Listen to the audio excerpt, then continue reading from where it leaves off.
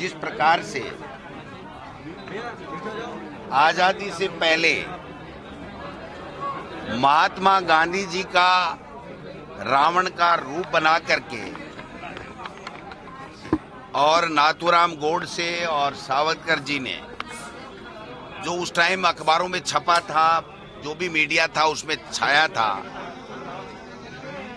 और उसकी परिणति क्या हुई थी आप सबको पता है कि महात्मा गांधी की नाथूराम गोडसे ने हत्या कर दी थी।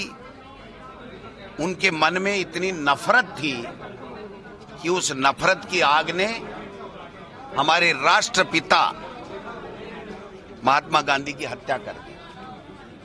आज जो कल भारतीय जनता पार्टी के ट्विटर हैंडल के ऊपर जिस प्रकार से हमारे नेता राहुल गांधी जी को टारगेट करके रावण का चित्र बना करके और एक देश में पुनः घृणा का, नफरत का, हिंसा का वातावरण बनाने की कोशिश की जा रही है, हम सब लोग इसकी निंदा करते हैं।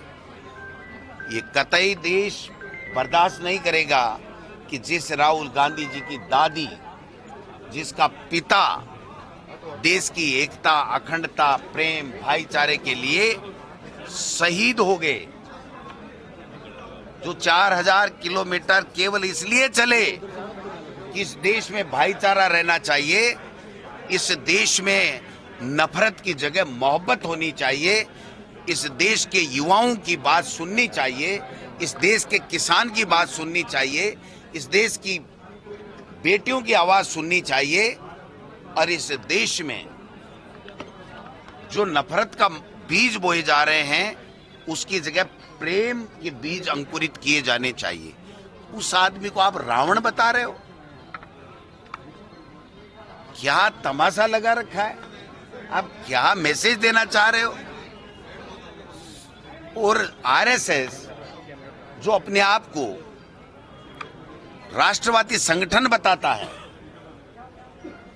उस आरएसएस का बीजेपी पे पूरा कब्जा होते हुए भी अगर इस तरीके की बात के ऊपर उनकी सहमति है तो फिर जो हम कहते हैं आरएसएस के लिए वो बात सही है।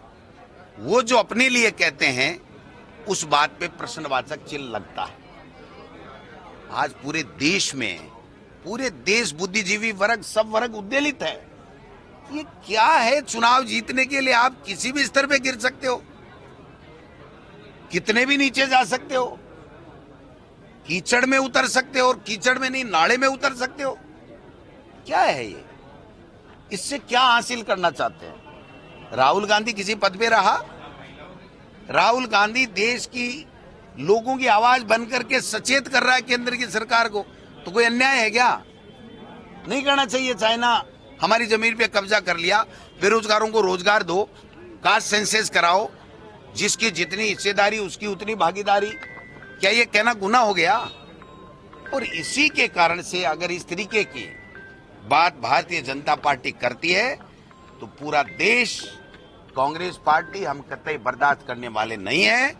ये ईडी, सीबीआई, इनकम टैक्स कल आती आज आए, आज आती अब आए, जेलें भरने को तैयार हैं, डरने वाले नहीं हैं, निडरता से उनका मुकाबला करेंगे। और 2023 में दोबारा कांग्रेस की राजस्थान में सरकार बनाएंगे, छत्तीसगढ़ में बनाएंगे, मध्य प्रदेश में बनाएंगे, तेलंगाना में बनाएंगे, और एक स्टेट हो रहा है उसमें भी बनाएंगे। और 2024 में इंडिया जीतेगा, एनडीए हारेगा। नहीं, ये देखो, जो यहाँ उपलब्ध है वही आएगा रात को। अगर हमने 11 बजे कहा है और जिसको सूचना पहुंची है, जो यहाँ उपस्थित है, वही आएगा। ऐसा नहीं है कि सारे नेता, आज कोई 2 दिन पहले से हमने तय करके कोई ऐसा प्रोग्राम रख रखा था। कौन आया कौन नहीं आया ये सवाल नहीं है। जो मुद्दा है वो बहुत महत्वपूर्ण है कि देश में नफरत का माहौल भारतीय जनता पार्टी और आरएसएस पैदा करना चाहते हैं। उसके खिलाफ हम सब जहां भी हैं वहां खड़े हैं और मुकाबला करेंगे।